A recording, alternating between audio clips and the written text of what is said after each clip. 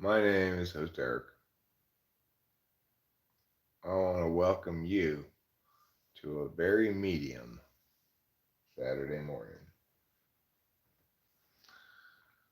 Got a lot of sleep last night,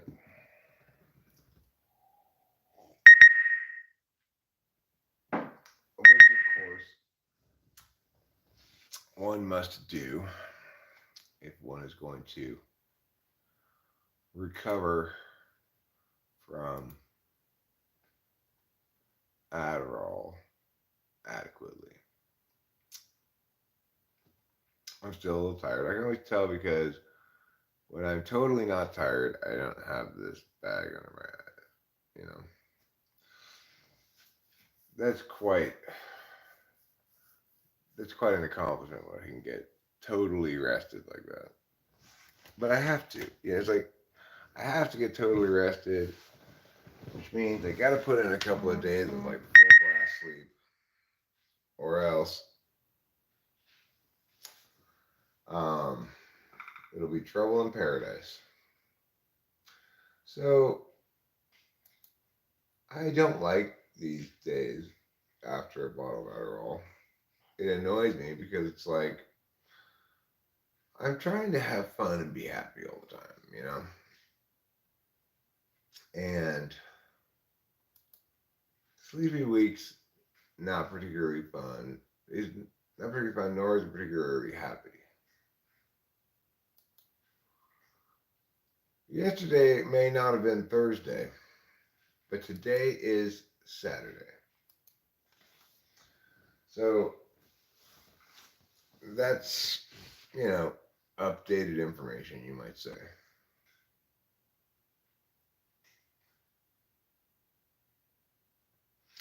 As it stands, I'm watching a little bit of golf while I'm live streaming. I plan to get up and do a few chores here pretty soon. Live streaming is one way that I make it such that doing chores isn't so painful. It means I can have company while doing chores. Yeah, it never isn't golf boring. It's an excellent question, Chaos Fuel.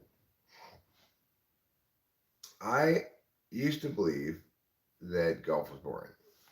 I used to think it was very boring, and why would you want to watch it? But I now believe that golf is soothing. It's pleasant. You know, the thing about golf is there aren't that many different things that can happen. You can hit it onto the fairway, or you could go off into the tall grass on the side. You could chip it onto the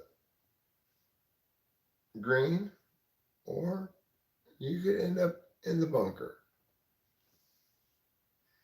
You could make it over the water, or you could fail to make it over the water.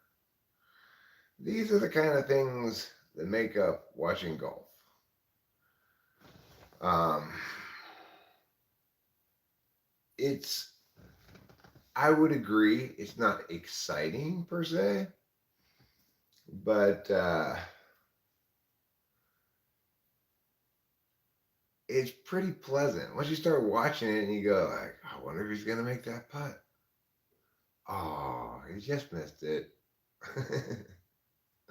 Golf would soothe you. Yeah, you just finished work while being hungover. Ugh, that's not fun. Hangovers are terrible. I think you probably would find golf soothing. I am going to. I'm going to start doing a couple little chores around here pretty soon, and you might also find it soothing to watch someone else do chores. I don't know. I find it empowering to have the live stream going when I'm doing chores. It makes them less bad. Yeah, hangovers make you feel like you hate everything. Well, I'm kind of in a similar spot right now, except it's post Adderall miaz. I got the post Adderall miaz, and that tends to make me feel like, ugh, how shitty is this? But it was a lot worse yesterday. I got a lot of sleep last night. Also, I had a big poop this morning, which is always an excellent way to start the morning.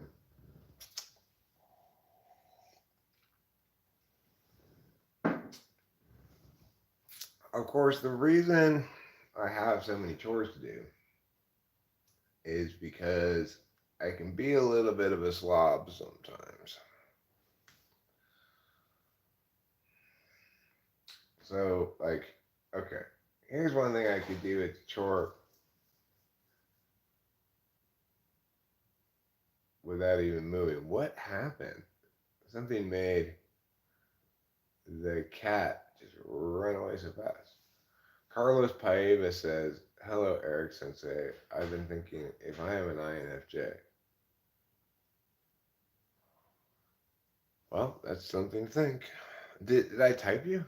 Did I type you recently? Could I turn into a woman for you, Carlos? Can you turn into a woman for chaos people? Um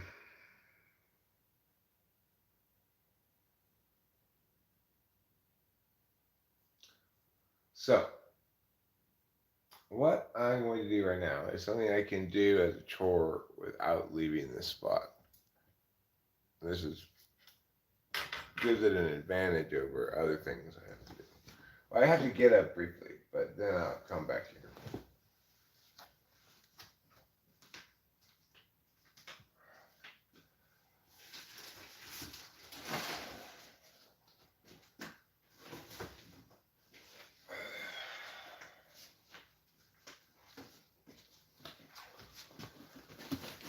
Okay, so one thing I have to do is break down these boxes. God damn it! Ow! Mother of fuck. I spilled bong water all over myself.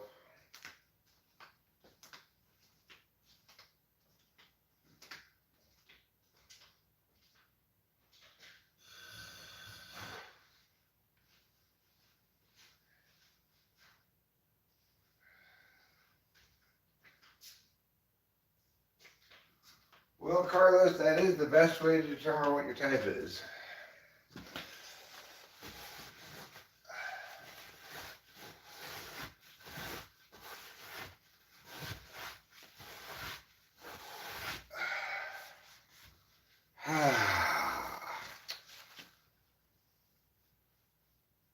Man,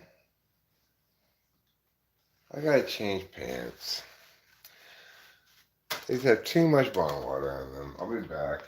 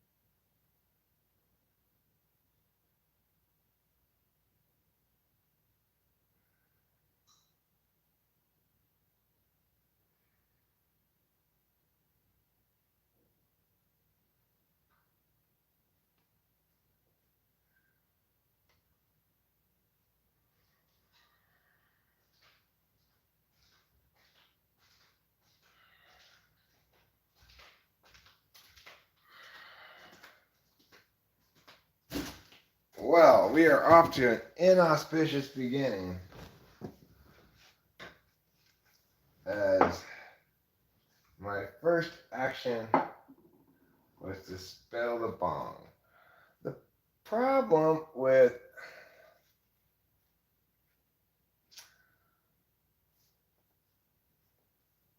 the problem with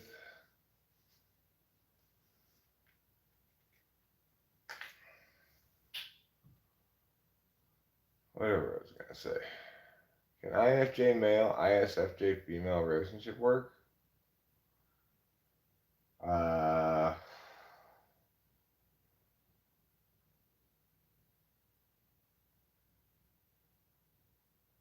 I mean, it's not impossible, but I don't think it would make a very good pairing, really.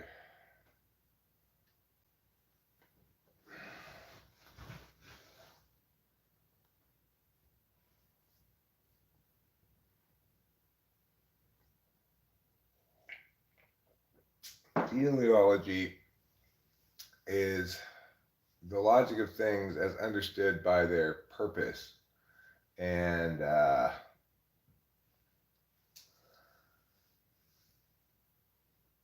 instead of by some other kind of understanding, you know, like if you're talking about biology, it's not.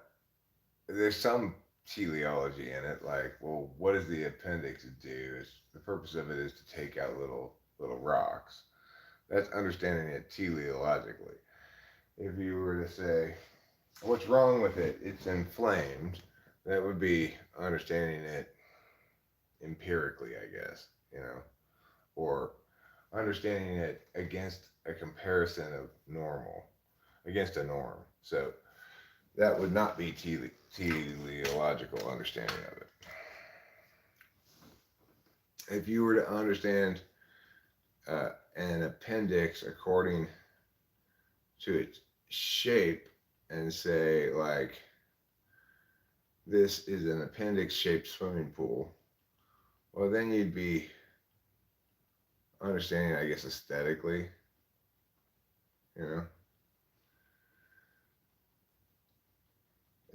And TE, extrovert thinking, is teleological. It frames things. It is humans' teleological attention is extroverted thinking. It frames things in terms of purposes and in terms of ordinated number of steps, how to get there, etc. Because there are two kinds of tasks in life: those that are ordinated and those that are not. So, how to be cool doesn't require there being ordination. It doesn't matter if first you wear sunglasses and then you get a cool haircut. The order of operations doesn't matter.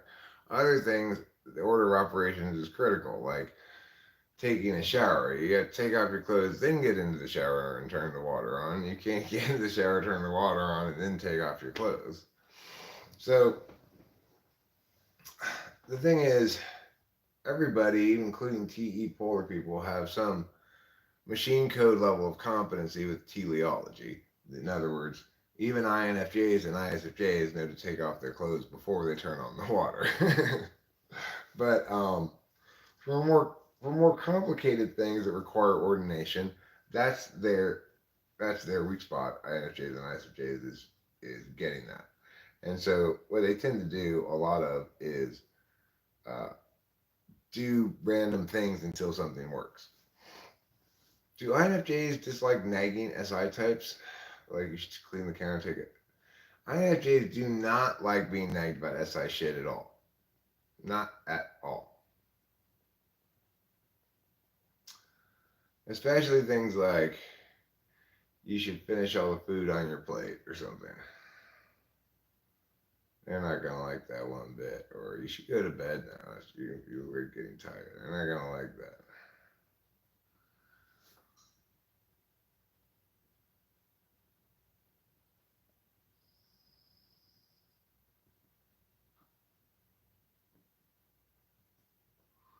I don't know exactly why to explain why they're not gonna like it, except that it is the case that people don't like having their 8 slot function interfered with.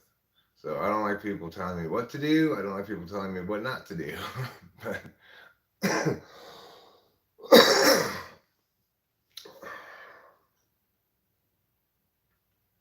I don't like people interfering with my capacity to do or not do things either. I don't like people leveraging me, using any kind of threat, force, meow, meow, meow. That's like worst case scenario for me. So that's why me no likey, SE. Oh, he bounced his golf ball over the green and onto the side of the little hill there. He's saying, boy, I wish it would have stayed on the green. But instead, he's disappointed. Okay, so let's get back to chores. I'll tell you what I'm going to do. I'm going to play do a chore, pull a barn rip. Do a chore, pull a barn rip. Good morning, Rachel. How are you, my beautiful darling? Do a chore, pull a barn rip is a game in which I do a chore and then reward myself with a rewarding barn rip. So first thing I'm going to do is break these boxes down. I'll use my little saw here. Should work well. And it does. I'm going to saw here like this. Yow! I'm going to saw here like this.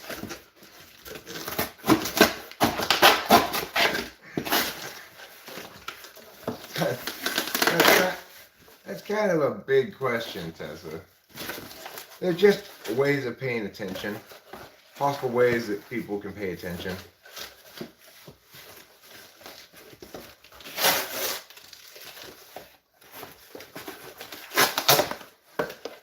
So, when you survey all the different kinds of attention, it turns out that there are 4 different kinds of paying attention. Knowing, action, interface, and deliberation.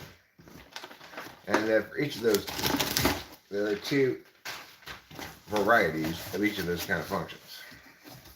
So we can deliberate according to what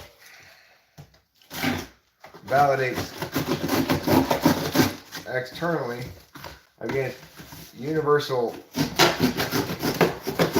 norms dictated by grammar and the statement connectors. That's TI. It's a very black and white definitional kind of understanding of deliberation. Or we could deliberate against the standard of what's most important to us, what we find precious in our interests as we understand them, and the understanding of what our interests are. That would be deliberating via introverted feeling, or FI, the subjective form of deliberation. Each kind of function has what might broadly be called a subjective and an objective form. The subjective form of interfacing is extroverted thinking. It's the way you get from knowing what you want to get to actually accomplishing it. So, introverted feeling and extroverted thinking then are 2 halves of the same coin. The deliberation half and the interface half of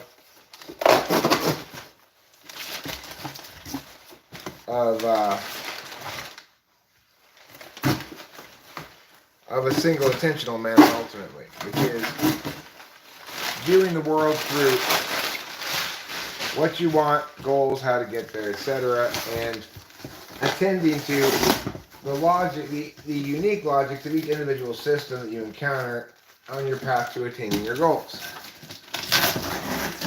That's the FITE axis. If, on the other hand, you deliberate logically, like I do, and are concerned about things validating as language against a universal standard that's derived from, dictated by, both the nature of grammar, the nature of communication, and the statement connectors, and or if then, if and only if and not. If you're deliberating like that, like I am now, that's TI, or introverted thinking. The interface function that pairs with it, just as FI has an interface function that pairs with it, the interface function that pairs with TI on its axis is extroverted feeling. That takes other people's subjectivities and interfaces with them attentionally as though they were objectivities. In other words, it relies on the universality of certain human relationships with emotions. People like to feel respected, they don't like to feel disrespected. People uh, like to be acknowledged, not ignored, various things like that. That allow people to fairly objectively analyze the subjective data, the objective data being rendered into the world by the subjective processing of others. So, well, like all universalities, it's not 100% true 100% of the time, especially if you want to equivocate like that. That's not what I'm talking about. The fact that people like to do weird things during sex, that's different. That's not that's not normal. That's not how you normally are. So anyway,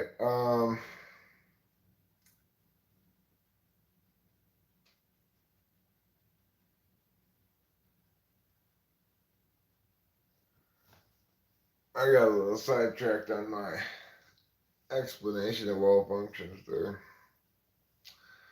If I were to continue, I'd carry on. I'd say that the other kinds of axes are the action knowledge axes, and you can act externally in terms of making concrete impacts in the world, in which case your knowledge function is externalized as well. It knows what is true about the identity of various things in the world, and that comprises the SENI axis.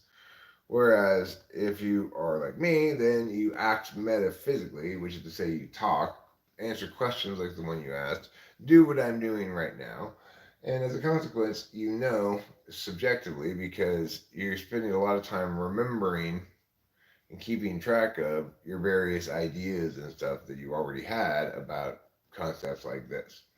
That's why I'm able to rip off this fantastic and rather complete explanation of all 8 functions just in the middle of answering a random question while I'm here doing chores because I'm NESI and I'm TIFE. And this is what I've attended to. With SI, it depends what you're paying attention to, right?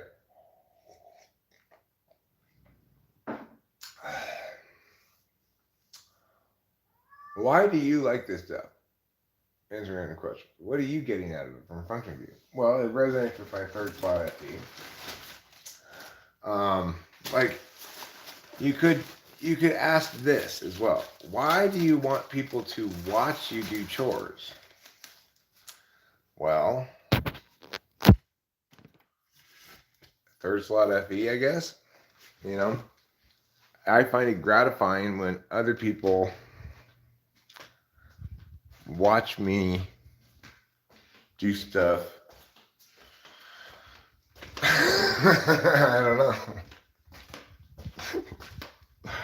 That's just being an ENTP, I guess.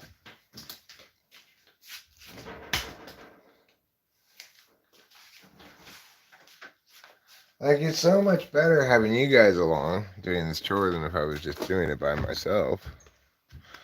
That would be much more boring. Now that I have you with me, I can teach you how to do things. So, now I'm going to teach you how to put cardboard into a garbage can. Just like that. And the reason you broke it into pieces like I did is because that way more of it will easily fit into the trash can. If you try to put it in the whole box like that, that's not going to do. Uh-oh, spaghetti-o. Looks like I've got 2 more boxes I need to break down right here. But I'm going to call that a separate chore. I think I've earned my first bong rip. I broke down all those little boxes, so, and threw them in the trash. Okay, well I haven't quite earned my first bong rip yet. I think before I can earn my first bong rip, I mean not of the day, but of the chore doing session, I have to get all of these papers.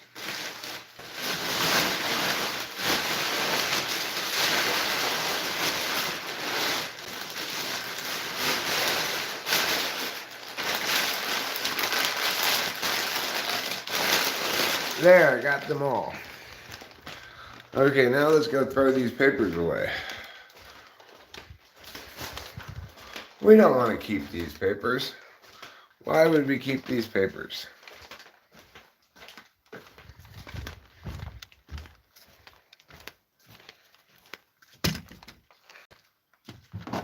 And away you go. There. Now, I definitely have earned my first bong rip. But, before I take it, I have to go something that rhymes with ghee. Can you guess what it is? I have to go something that rhymes with ghee. You guys think about it, try to figure it out, and I'll tell you the answer when I'm done.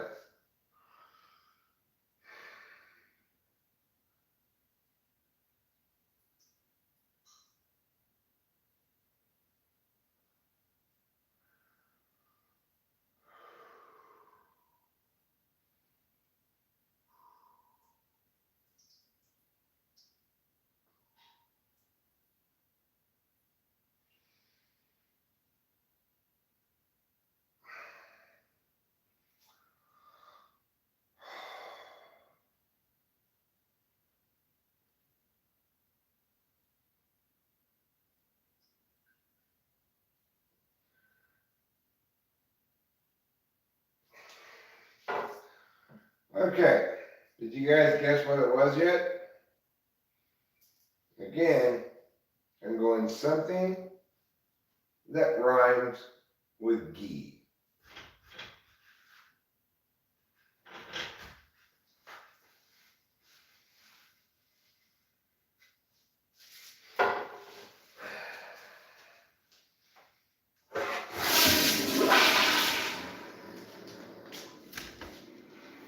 Did you guess what the answer was? It was pea. I was going pea.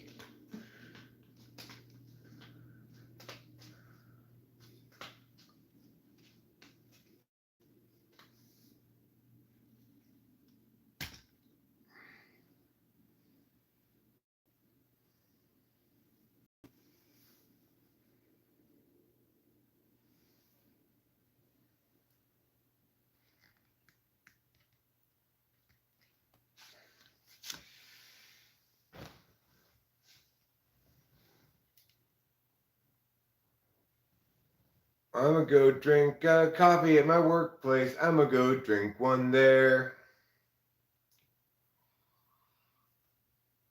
Okay, well,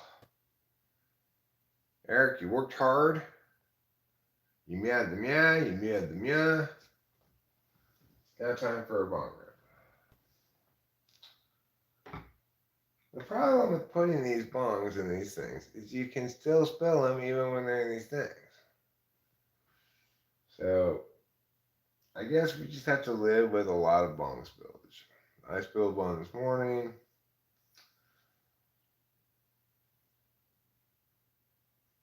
No, I did SE in on it.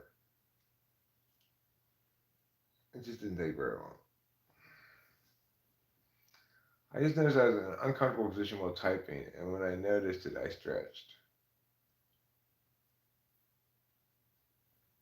Yeah, I sit in uncomfortable positions all the time for some reason. I should just be like, okay, relax, Eric, relax. But I'm. Did you step in dog poop, Boba Fett? Sorry to hear that. Everybody, Boba Fett stepped in dog poop. That's no good. That's no fun. That makes you feel like a stinky bun. Oh, nice putt. Nice putt, Victor Hovland.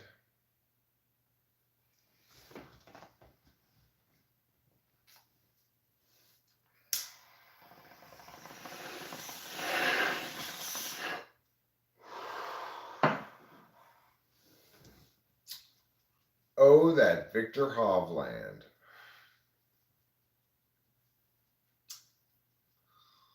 So according to the temperature thing on the computer here, it is currently 70 degrees. But according to the weather yesterday, it's supposed to get to 86 degrees, which is very hot for up here. And 88 on Monday. Then after that, the temperature is supposed to start going down again. We've had a hot and early summer here in the middle of May. Uh-oh. That guy just hit his ball into the Little Hills area. I've never really seen somebody get into the Little Hills like that. It's like another kind of hazard that I've not seen on a golf course before. Like a bunch of little mounds of grass that he's in among.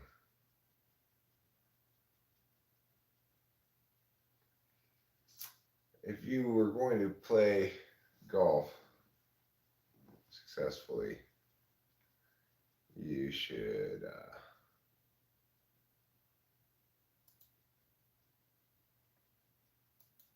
avoid going into those little hills. Mm-hmm.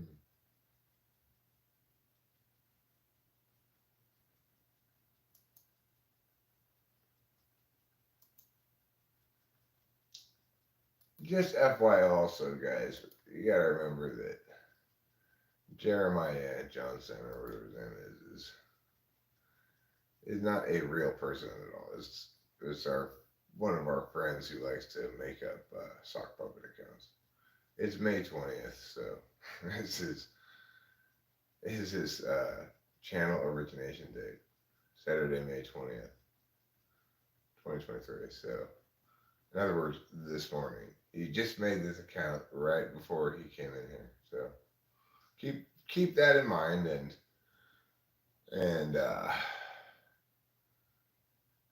and afford him legitimacy accordingly, you know?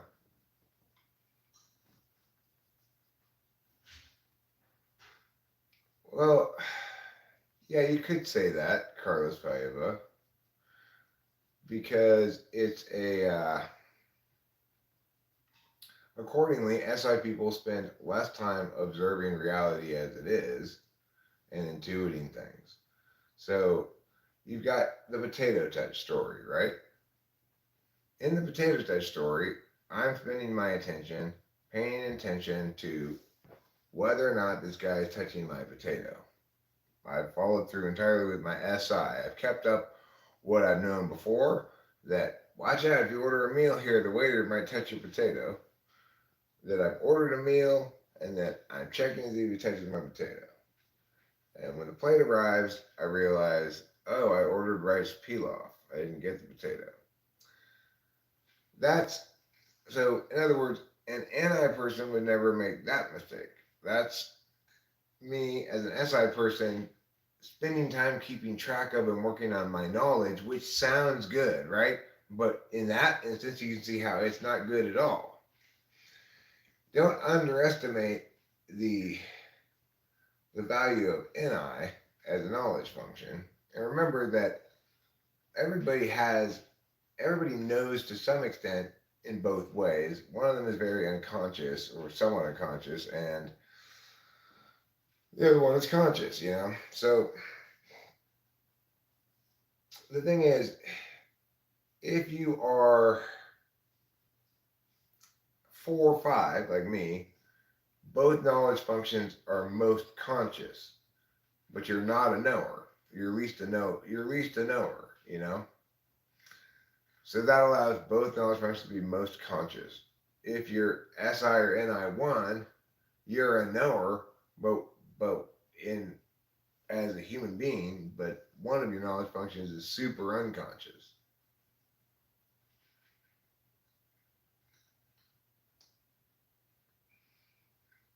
And you are at least an actor.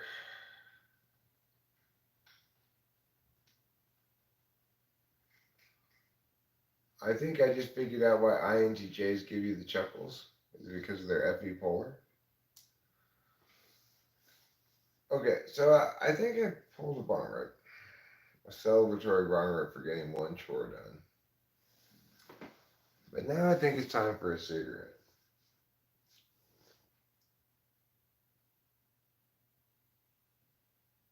My stomach kind of hurts right now. Oh, hopefully it'll feel better in a second.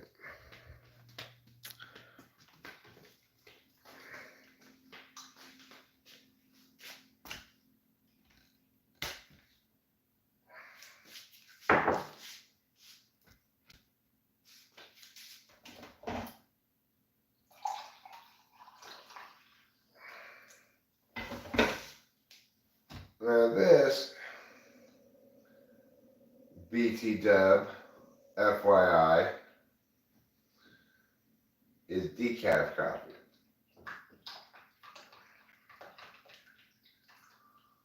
Decaffeinated. Decaffeinated for her pleasure.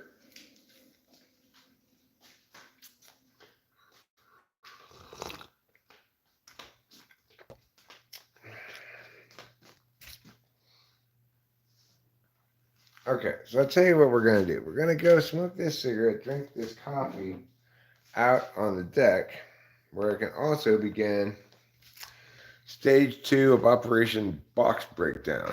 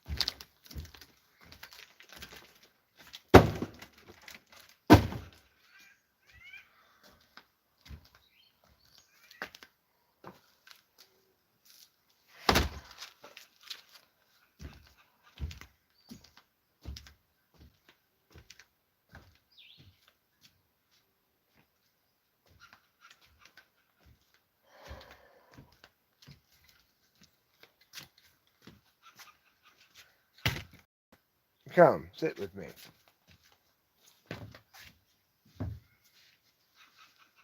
There's a spider web over here.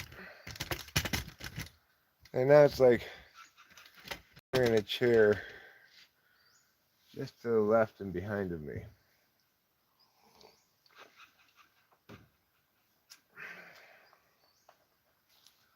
Oh no! Oh no! I forgot my lighter. I'll have to go get that. You get off of here, spiderwebs. Nobody asked you to come to the party.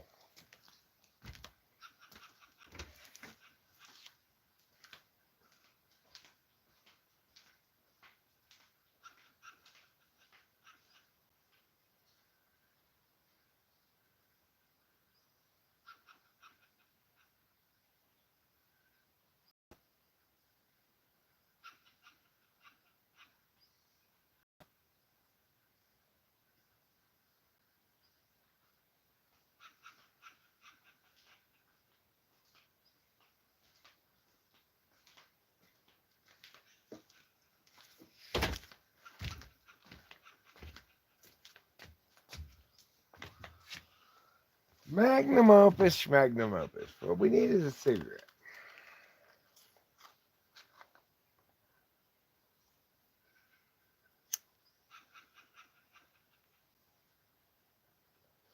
Ah, yes.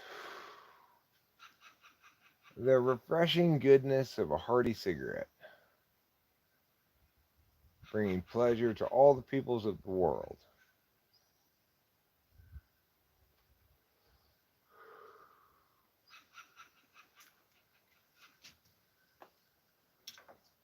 Well, round about that time, old Mr. Eric got himself a box. Guess I best start cutting, he said.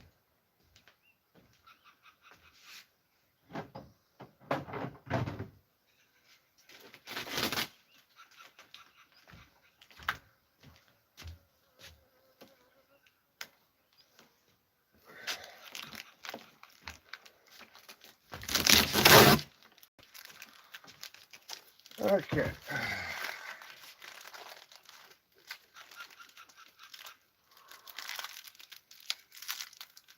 Let me get all these boxes. We gotta chop down boxes.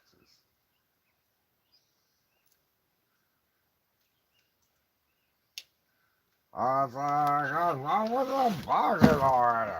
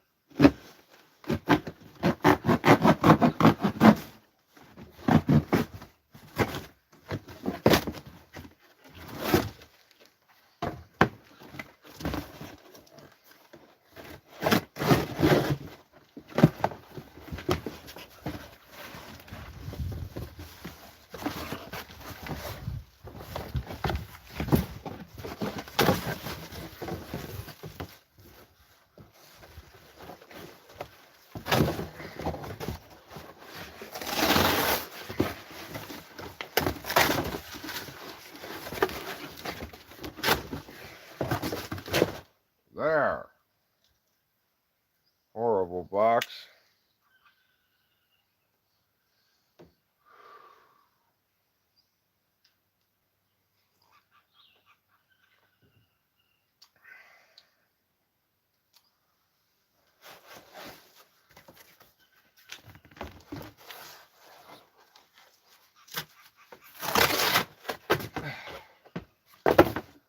There.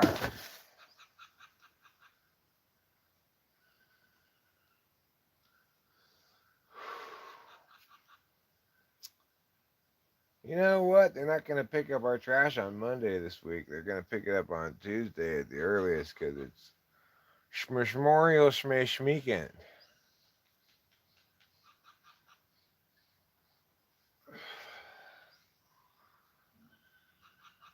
On Memorial Smash Weekend, they play a lot of military stuff on the Smithsonian Channel.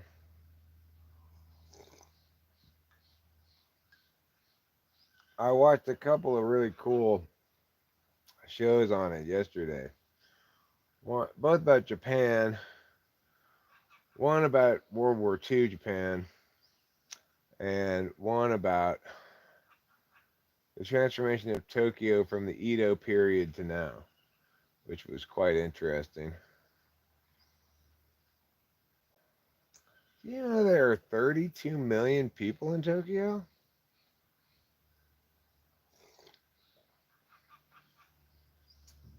Now, that's a big city. 32 million people. That's a lot of people in one city. We have 38,000 people in our whole county. They have 32 million people in just one city. Granted, they're small people, but still.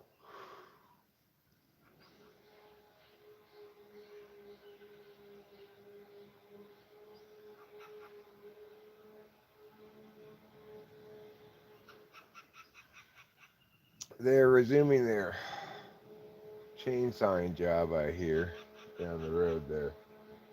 They had a bunch of felled trees during the storm and stuff down there, and they were chopping them up all day yesterday, and then they had a big burn in the evening, and then sounds like they're chopping more today. Nice thing is, our house is incredibly soundproof. I don't hear it at all inside the house. My stomach.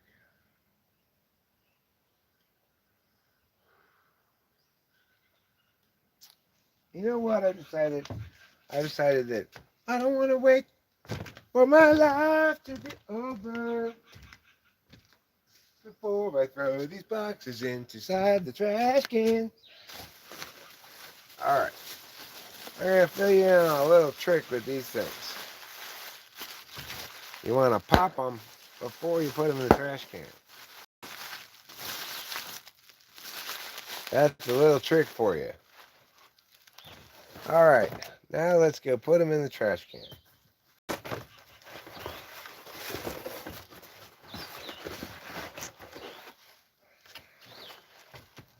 Here we go.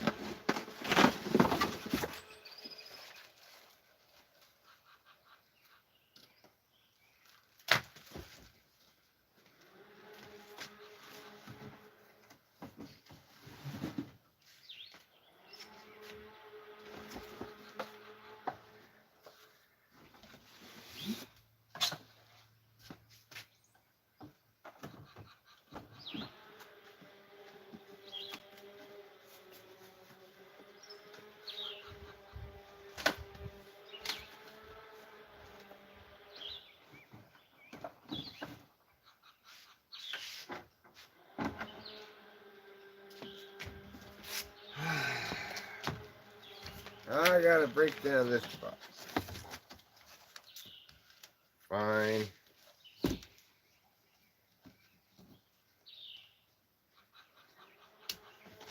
This is gonna be like the hardest one of all.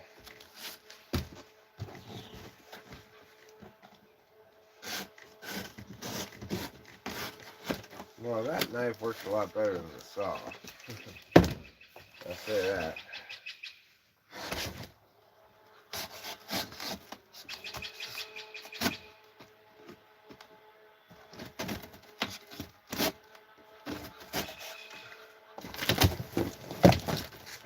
Okay. Now let me get here.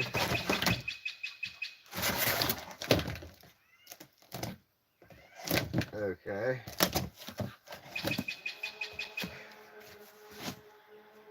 There.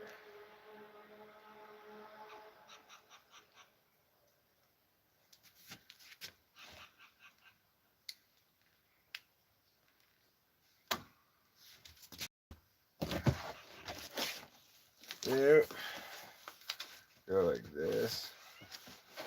Like this. And like this. Like this. Like this. There.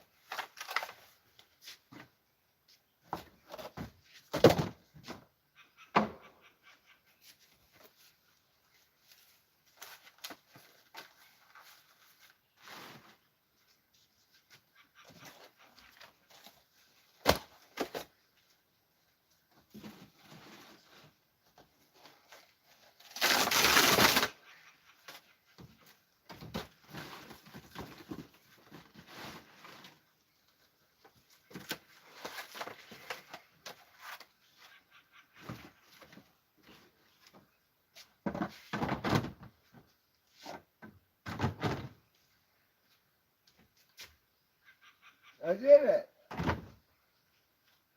I put all the boxes into the trash. Yeah, I did it. I did it. Now it's time to go have a well-earned bong rip.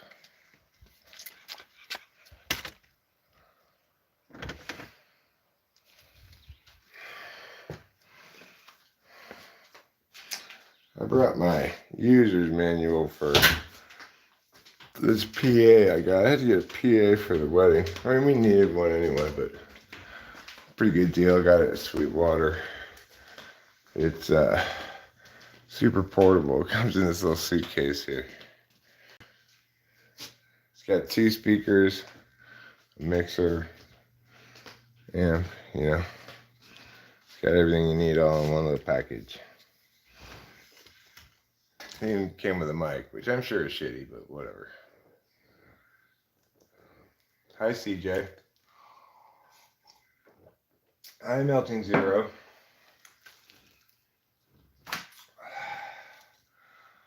Whew. Boy, that was a lot of work, wasn't it? Whatever am I going to do now that I've done so much work? Well, it's definitely an appropriate time for a bong, right? So I'll go ahead and pull one.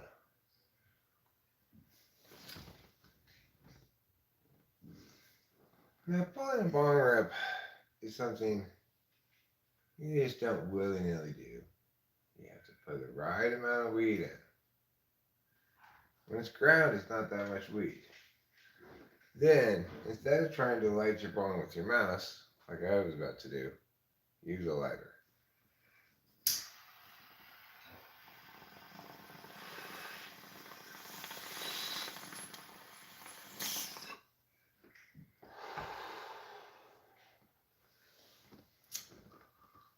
So before we go back to chores, I want to talk a little bit about Shea Langoliers. Now, Shea Langoliers, as I'm sure you know, is the A's light-hitting catcher. But I diagnosed him the other day with clogged wrist chakras, and we did a little magic, Rachel and I did, to unclog his wrist chakras. And guess what? Last night he walked once and got an RBI double. So I think it's working.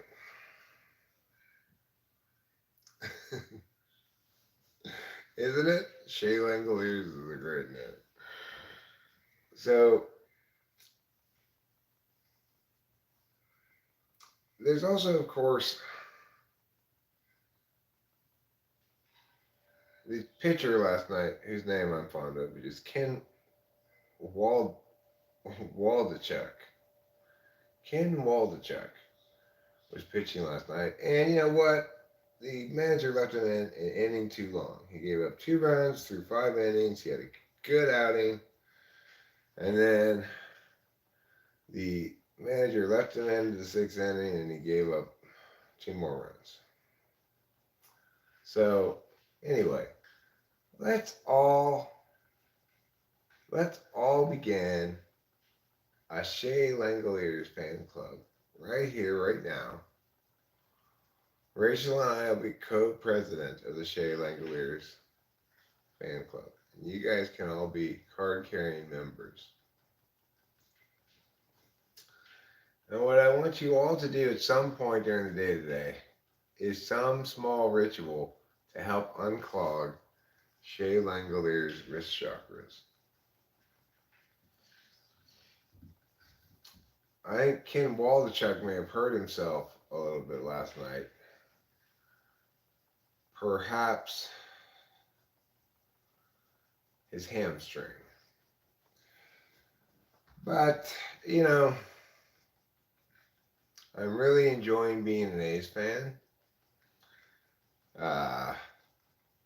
It's fun and interesting. We're rooting for the worst team in baseball, which you basically know every game they're going to lose.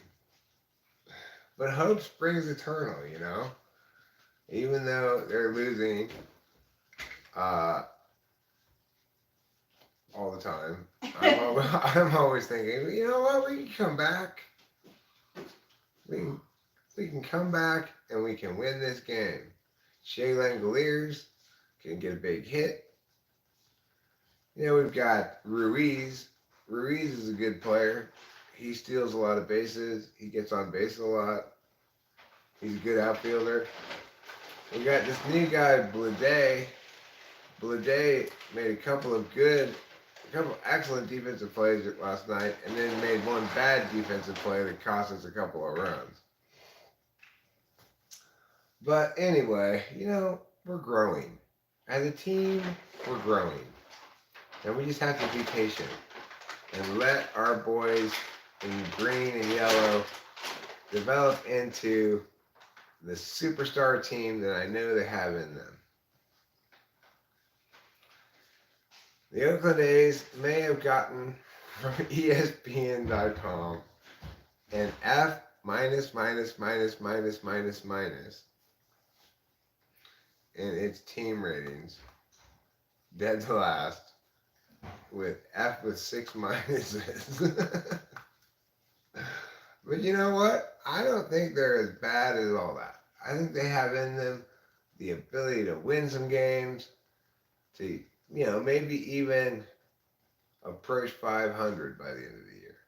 Who knows?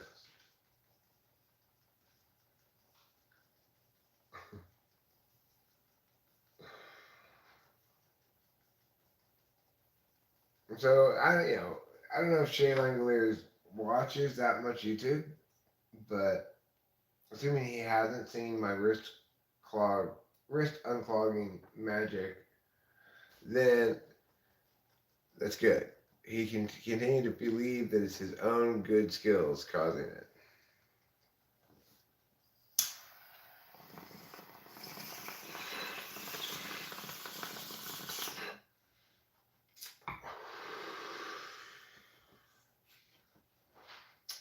Anyhow, what we are going to have happen right now in just a few minutes is while I'm streaming, guess what comes on at like 10:05 in the morning today or something? That's right, the Oakland A's. So, I will be sharing with you all the goings on of the Oakland A's game as I live stream and do etc. Right now I'm going to plug this in like this to give it electricity. Pow. WBU. Which bitch understands? Which bitch understands? That's what you shorthand when you're teaching a room full of women. Blah, blah, blah, blah, blah. WBU. I want to see a show of hands. They're all like, hi, that's offensive.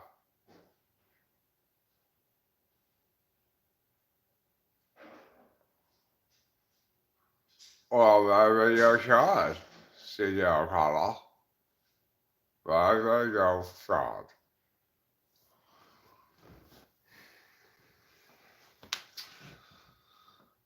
Okay, so I've got another desperately needed to be done chore that I should do before I do anything else. Wondrous Bionicle Universe. Which bitch understands is is much more rappy. Oh, I'm sorry your eyes have to see this. Look at this trash can. It's so overfull.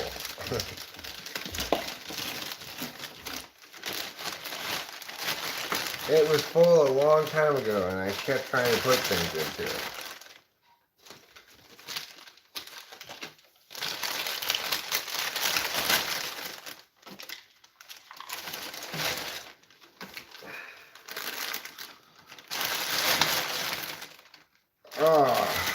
Okay, there. I got it.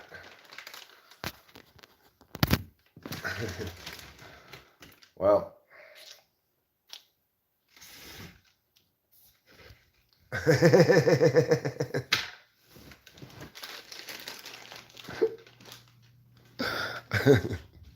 That's funny stuff, Melting Zero. You're a funny guy.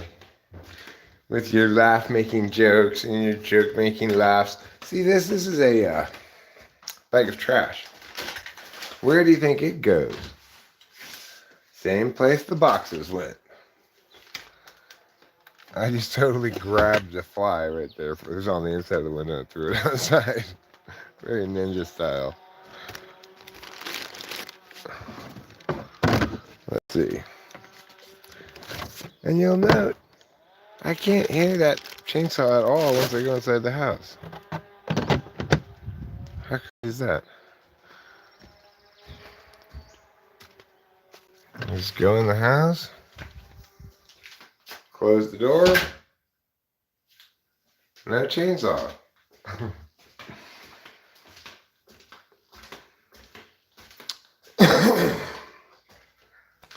That's called the quietude of pleasantness. Okay, I'm going to leave you here. Rich is going to give you a quick makeup application lesson. Yeah. So everybody please take out your makeup and do as Rachel does. First, you gotta take off the jewelry.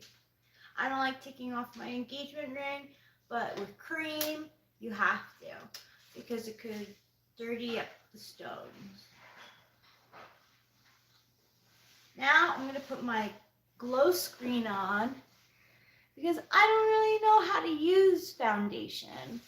So I use this sunscreen / tinted moisturizer to my cheeks.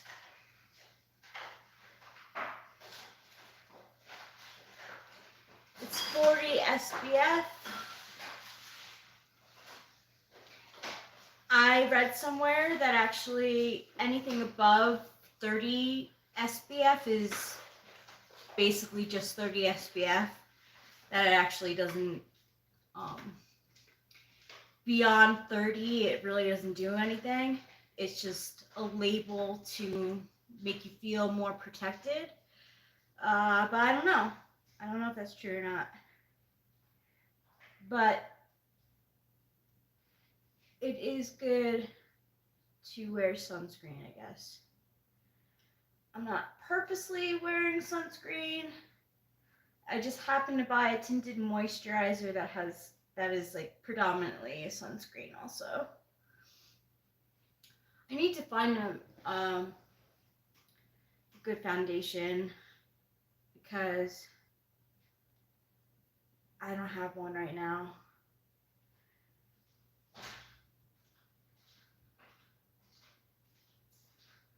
Yes, you did need this fly guy. Okay. So you do little dots. You do it on the cheeks, then the forehead, then the chin, which I think I did, but I'm not sure. And then down the nose. I'm a chore doing fiend. I know, I'm so happy for you. Have you like inspired too?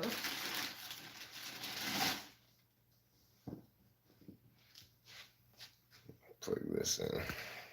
And then take some drops of it and add it to your neck.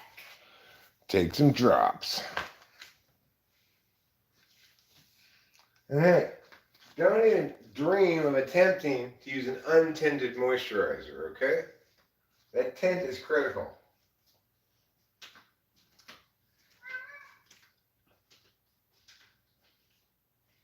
Meow. Meow.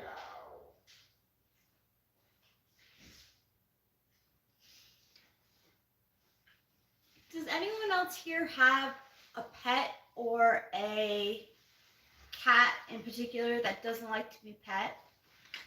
I find I pet Trouble a lot, like in the bedroom, because he lets me, but he does not like pets in general. Like, I try to, like, good morning him, like, giving him pets, but he ducks away. Like, get out of my space. All I want to do is love him.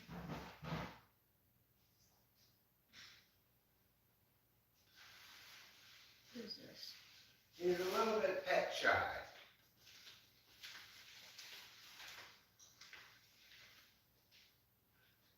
Yeah, he's a little bit pet shy.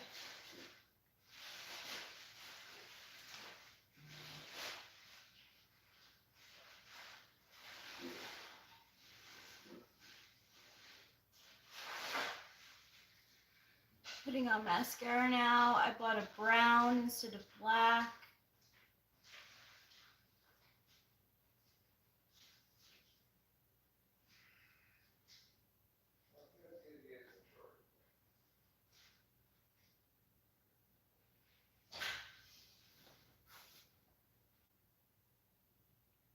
Like I says, cats are often particular about how they want to be touched. He likes being touched, again, like in bed. Still, sometimes he'll swipe at me.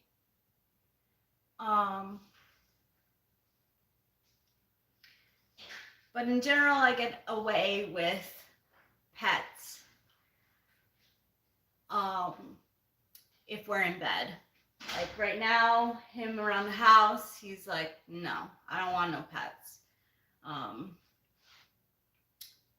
So I just realized that I didn't put on any blush. I think that's a problem that I have right now, is that I don't really have I have this stick blush, which I think is in a color that matches my skin tone, but I'm honestly not sure.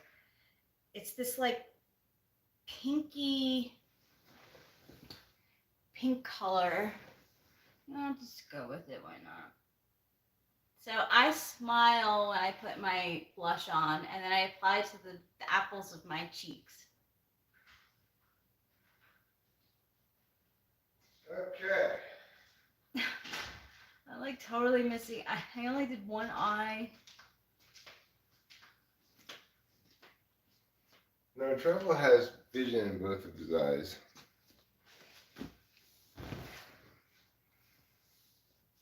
Yeah, for being an older cat, he's pretty robust. Yeah, but we don't know how old he is exactly. No, we don't. Meow. Meow. Are you Captain Meowingtons of the Meowingtons Brigade? Because that's what it sounds like to me.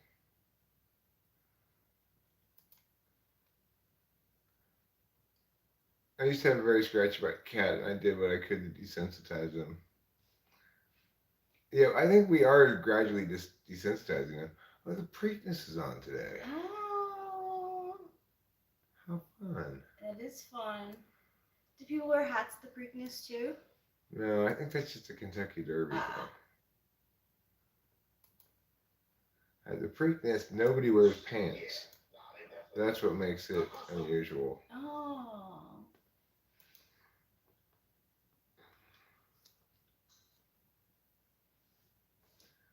Can we consult a cat optometrist? Good question. The answer is no.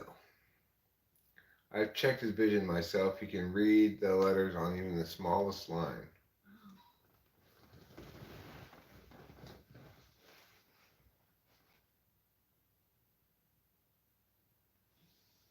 Preakness prep. Well, the thing is, the Preakness isn't going to be on until like probably 1 in the afternoon. Oh, I wanted to mention, because I promised Chawa that I would speak with you. Jeffrey would like to speak with you at 12. Okay, I could do that. I could do that with my doing bone. Oh, I thought it was supposed to be 10 o'clock this morning. It's not on until 1. The Oakland game's not on until 1. Well, what are you going to do? Nothing. That's what you're going to do. A whole lot of nothing. So, anyway, I've finished most of my attentive most of my you made me say attentive. Most of my chores, but I haven't done any vacuuming yet. And I would say we are currently badly in need of vacuuming. You can't see it that much on this carpet, Luckily. but we are badly in need of vacuuming. I need to put away laundry badly too. That's gonna be on my list of things to do today. Well, we have stuff to watch and Everybody take us with you tomorrow to Rachel's Bridal Festival at Yosemite. I've never even heard of that thing. Do you know what she's talking she about? just sent the link like not too long ago. What is there a festival at Yosemite for people who are going to get married? Yes. Do you want to go to it? It's up to you. I think that is a yes. I mean, It's not very far away. it's not very far away, and we could possibly find a florist there. Yeah. There's a good point. Yeah. Wow, Winston's mom, what a useful link. Thank Yes, you. thank you so much. If you don't mind, not to, I hope I don't like give you an extra step to do, but if you could maybe email me the link, and so that way we have like directions on how to get there, or an address that I could put in. But yeah, that is very helpful. Sometimes it takes a long time for the chat to show up after the live stream's done. Um, have you ever heard of the caretaker everywhere at the end of time? No. Have you?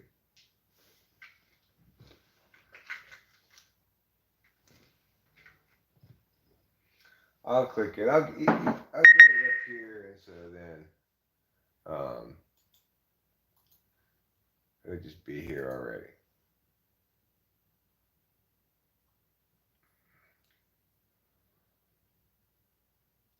They do have all of these things here. Forests, bakeries. Oh wow. We haven't even talked about a cake yet. No, we haven't talked about cake. Okay, well that's it. That's not even at Yosemite.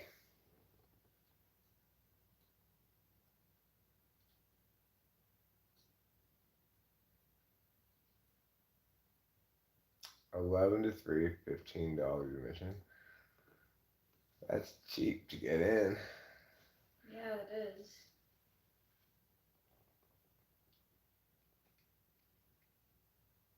And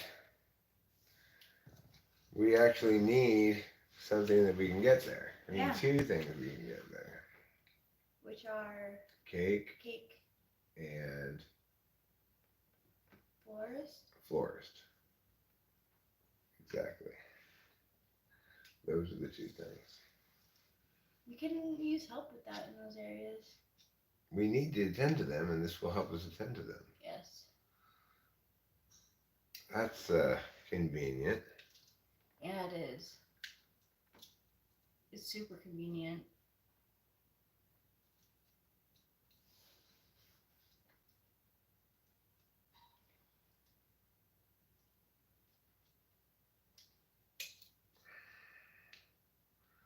We should bring pictures of our house to show to the flower person. Tell them kind of what we want. Mm-hmm. We'd like, not constant flowers all along that thing, but I'd like periodic flowers along that squirrely, that curly thing, Yeah, that looks so pretty. So we should take pictures to show the forest, and we need to think about colors of flowers. The most natural color to go with is white, but I'm thinking white on white by itself is a little too bland. Maybe it should be white with one colored flower in each of the things. Yeah, colored flower. And we should pick that color flower. Okay. What do you think? Yes, I think that's a good idea. No, I mean, what color? Oh, do you what think? color? I don't know. Pink or purple? What are some summer? Well, I'm thinking about like what goes with the surrounding area, like brown or green, but those aren't colors of flowers, really. They don't really have brown flowers. No. They But don't we, really have green flowers. well, we could get like those kind of dark purple orchidy things. That's what I was thinking. That would be cool. Yeah, like One a dark, of those or even like a. in the middle of each of the bouquet of like white roses, right? Yeah. We have a bunch along these things, like 1, 2, 3, 4. I don't know how many, right? And then the flower person will have to come to the house and put them all up and everything. I have ladders they could use. They need ladders. And I'd like there to be some flowers like on the railing of the deck. That'll look really nice. And a couple of spots behind too, like maybe on that big tree and maybe somewhere over there. Mhm. And then maybe a couple of spots inside the house. Yeah, that would be nice. It'd be cool if we could get some going down the stairs, Yeah. And then maybe like a thing over each of the doors going outside from inside. Like above the door frame of each of the doors that goes to the outside.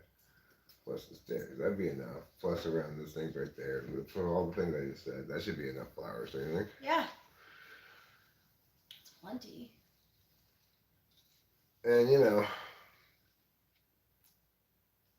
we're not gonna really be having much time at night because it's starting at 1 in the afternoon. Yeah. So I don't think we're gonna need like twinkle lights or anything.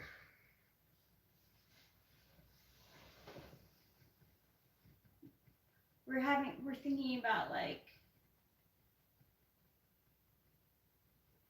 I mean, it'll probably go into the evening. Yeah, but we won't need it. It will be still light out. Yeah, it's gonna be July 8th. That's close to the longest day of the year. Yeah. So.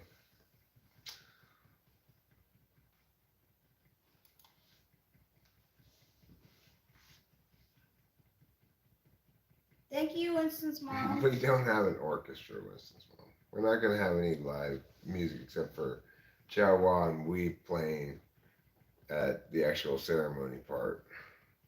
Which I'm thinking, like, what would be cool is if maybe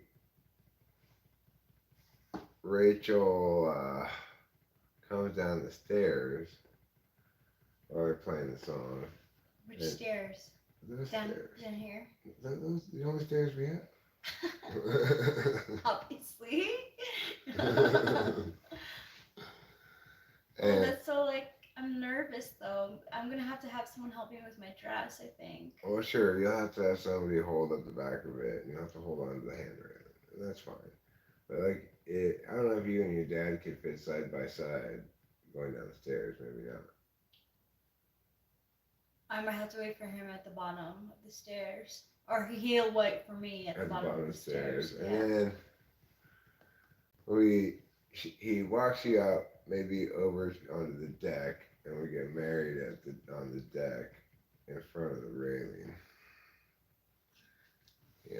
Yeah. That'd be pretty good. I'm kind of tired. We did a lot of breaking down boxes. Yeah, I know. But the thing is, really, I'm tired because I'm still not quite over Sleepy Week yet. Which is frustrating because I'd like to be over Sleepy Week already. I'm going to get a pack of cigarettes from the room.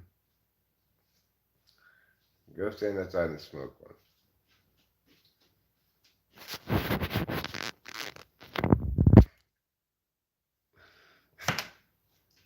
It'd be cool if Jeff Shaw shows up to the wedding and objects to the union and then performs a live rendition of the voicemail.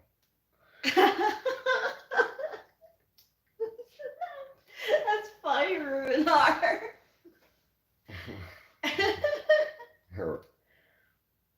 He says to the officiant, when you say they're man and wife, you're missing something important. Hint, hint.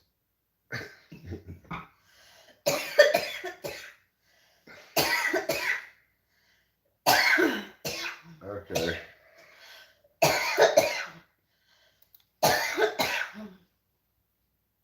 Oh, it won't let me because I'm not logged in as Talking with Famous People. I'm logged in as Eric Strauss. So I can't give you a wrench for a moment. I'm so very sorry. Yeah, he doesn't explain. he just says there's something off about this. Hint, hint. There's something off about this hint. It's like so. Thanks, Jeff Shaw.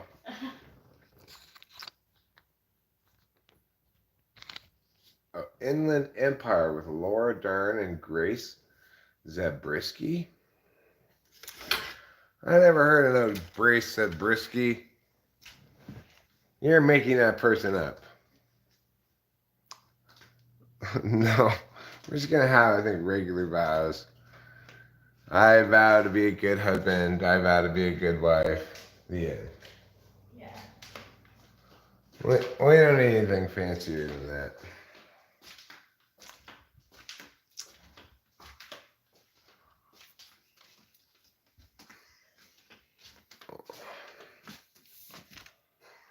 I promise to love, cherish, hold, hump, etc. Where are my cigarettes? Did I just bring one pack in from the car and leave the rest of them in the car like a big dum-dum? I bet you I did. Because being a big dum-dum is one of my specialties.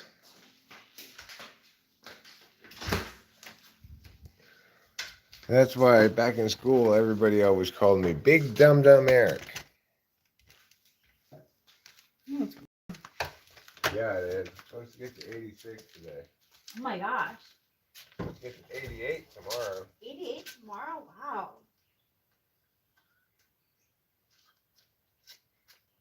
And then it's supposed to cool down after that. So this is what I'm talking about, is these white things. They're going to have to wash them, right? But these things go all the way around this walkway. I want there to be periodic, but not constant, flowery things. Maybe with a ribbon or something, you know how That's to do that nice. kind of shit. Yeah. But even if it's kind of plain, we can keep them up even after the wedding. Well, no, because they're going to be real flowers and they're going to be all wilty.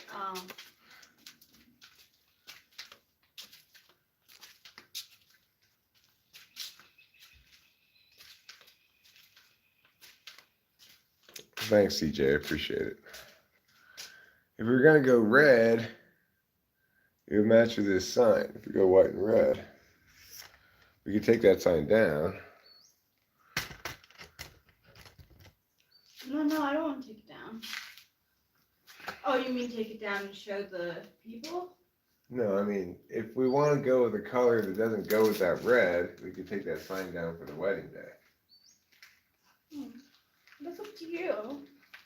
I think it looks really nice there. I think it does look nice there, but then it kind of is saying we should use red and white. Yeah, I hear you. I'm not totally into red for some reason.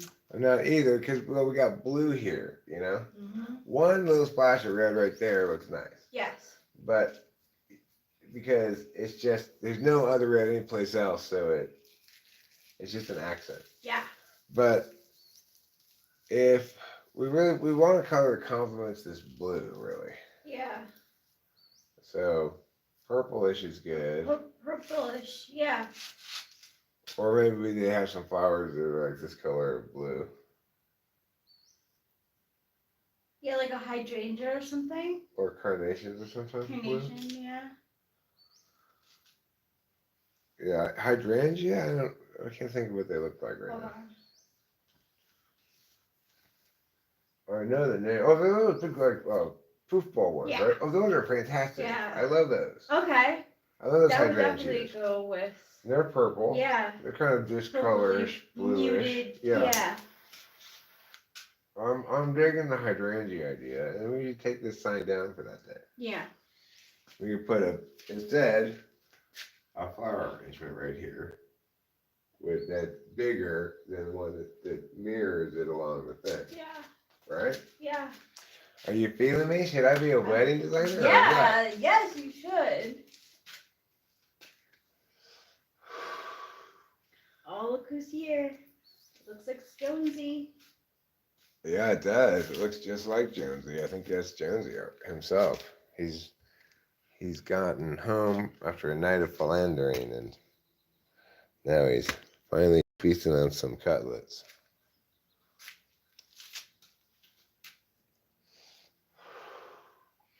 I like this hydrangea vision.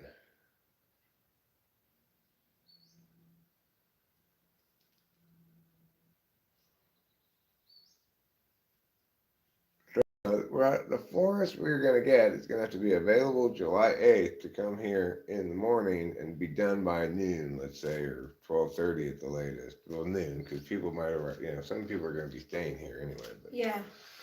I'd say they need to be done by noon. And they shouldn't start much before 9 because we don't want our flowers all wilty. Yeah.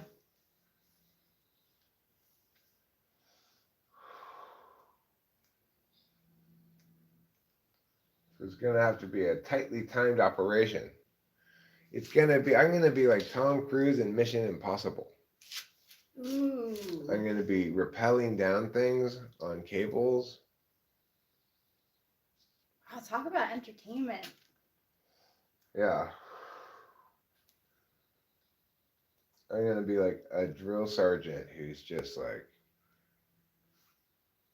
10:03, now! And then the next thing happens, Oh my gosh, like Monica Geller. Yes, exactly. I'm going to be just like Monica Geller on our wedding day ritual. Yeah. Well, someone needs to be. Someone's got to be. Yeah. I love the episode with the two parties where she's telling everybody how to put the caps back on the pens. You're going to hear a snap.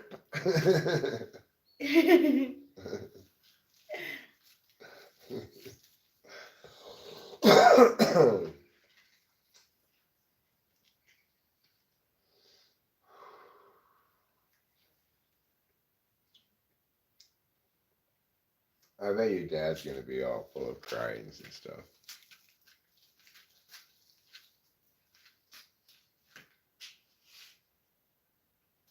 He's sure to be happy for you. It's like, this is a pretty good outcome for your daughter to end up with, right? Oh, yeah. My stomach's hurting again. Is it like cramps? Yeah, like maybe I have another poo in me and I had a pretty big poo this morning. I'm not sure. Or maybe my monthly is starting. Maybe. Yeah, I have to find my coffee. I left it someplace, not here. Let's go looking for it.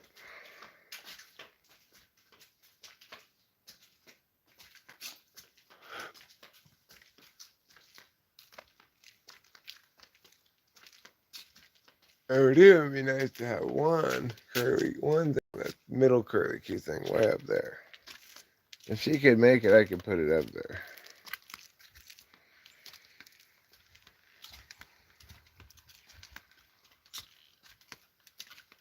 That would really be a nice accent. I don't see my coffee here. Did I not bring my coffee outside at all? Is that possible? It's possible. Unlikely, but it's possible.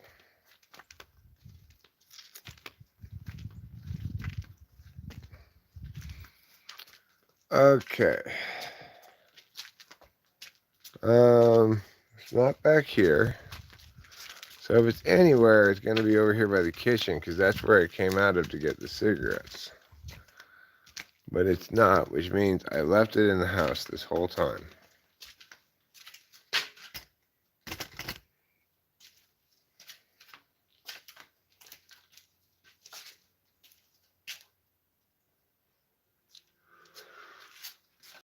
Okay, let's go put these cigarettes where they go.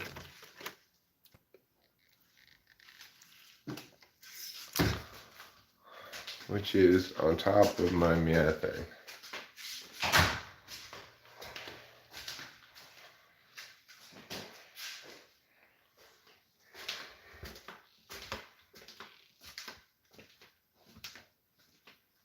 They go up here. I'll put the other one in the trash.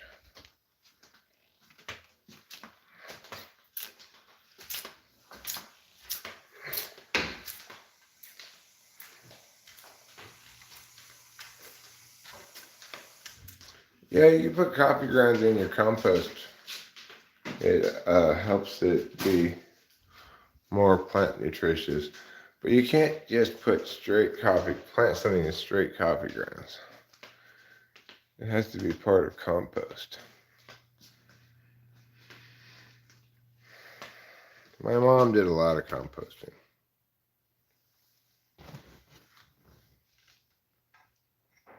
She composted her little ass off.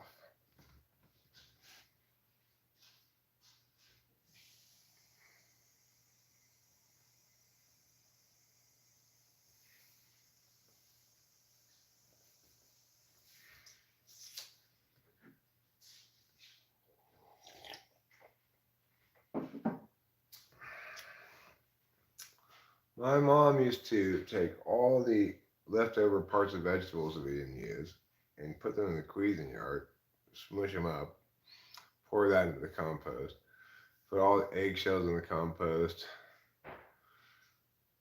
coffee grounds, and she'd stir up the compost frequently.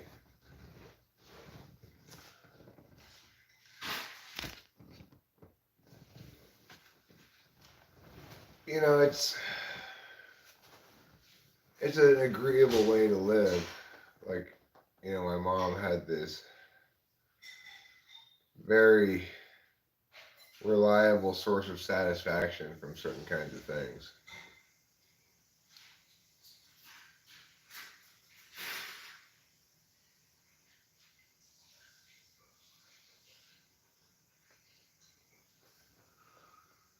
I have my biorhythms are basically drugorhythms, you know. I have my cycles of ups and downs, and they go along with Adderall mostly.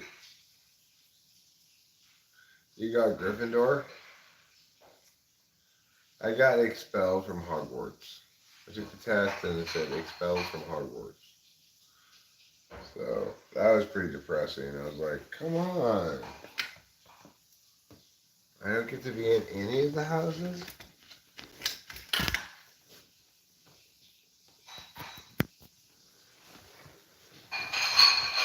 You got Ravenclaw? WBU. Which bitch understands? Lamau.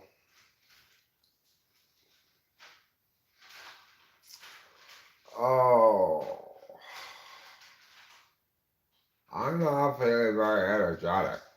We really got a lot of rest today in anticipation of the wedding thing tomorrow.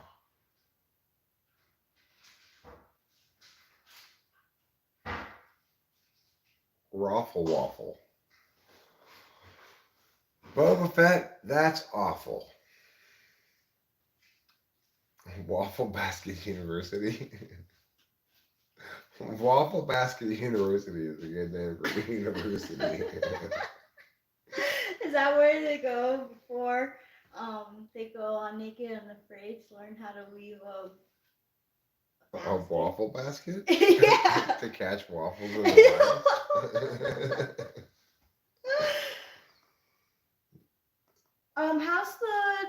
grinder? Does it need to be washed?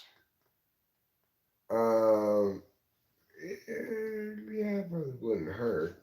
Let me empty this out, I guess, onto this thing over here. Yeah,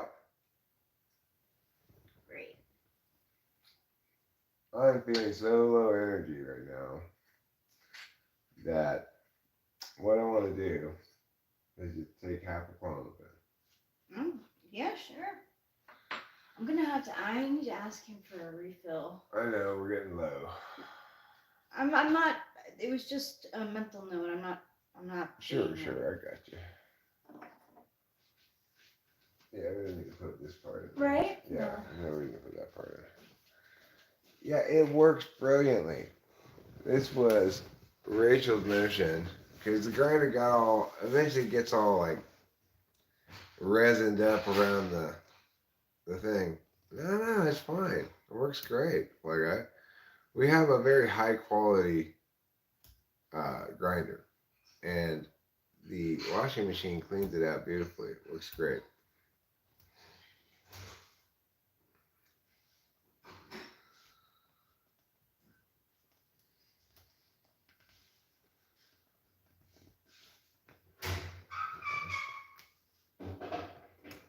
Fish camp. Fish camp is not really in Yosemite. My grinder is wood with nails driven into it. Well, yeah, you wouldn't want to put that in the refrigerator, in the washing machine. You can put it in the refrigerator. Cameron has a coffee grinder that's devoted exclusively to weed. That's the smartest thing to do, is to just get a coffee grinder and use that to grind up your weed. But when this grinder's clean, it's such a good grinder, it's so effective that you don't even need a coffee grinder. You use a chisel. You chisel your weed into a little statue of a bong rip. I like CJ's strategy for grinding. What's that? He uses a chisel. Oh, he's a chisel. To gently chisel away flakes of weed until he's got a perfect Venus de Milo to smoke. Wow. You know, That's artistic. That's creative. Venus de Milo. Your dad would just use scissors. Scissors get all gunked up. You know, and no matter what you use, it's going to get gunked up. But scissors get gunked up fast.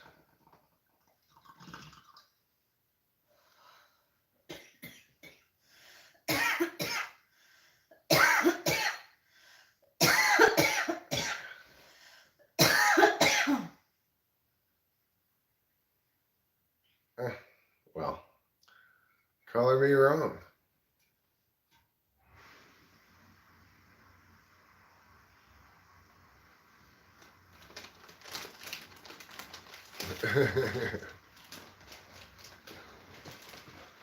Reminds me of the episode where Homer visits the Museum of Gummy, which contains artworks, all the finest artworks made by artisans working in the medium of gummy, and he steals the gummy Venus de Milo. Oh yeah.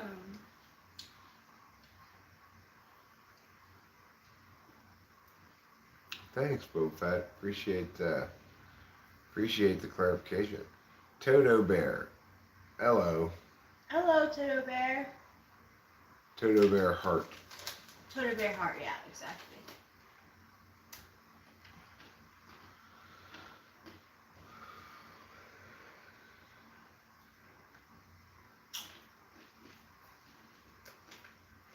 My stomach's hurting.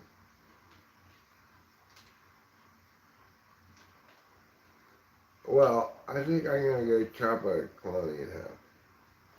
If you want to wait on your half? You want your half I'm gonna next? wait, yeah. Okay, you're gonna wait. I have my half now because I just am not feeling it today. I got a lot of chores there. I'm glad about that, but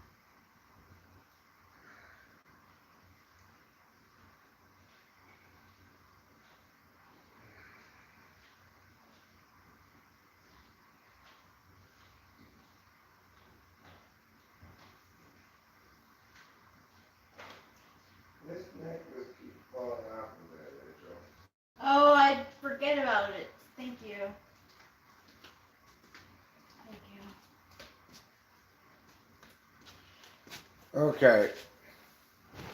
So I'm going to end the stream now because my stomach hurts. Goodbye, good night, and good luck. I love you all. Don't forget to eat plenty of cheese.